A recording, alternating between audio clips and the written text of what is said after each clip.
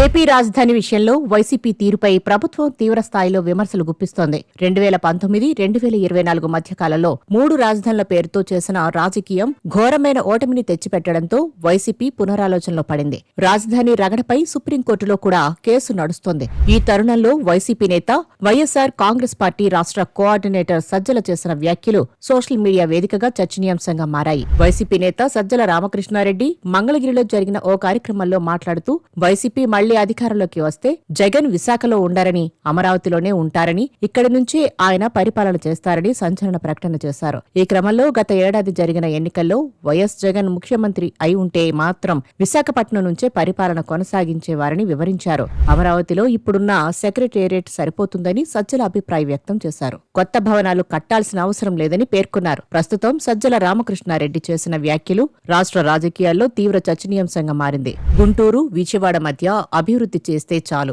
మచిలీపట్నాన్ని కూడా కలిపితే మెగా సిటీగా అభివృద్ధి అయ్యేదన్నారు సజ్జల. ఘోర ఓటమి తర్వాత జగన్ యూటర్న్ తీసుకున్నారని, మాట తప్పనని, మడమ తిప్పనన్న నేత ఇప్పుడేం చేస్తారని టీడీపీ నేతలు విమర్శలు చేస్తున్నారు.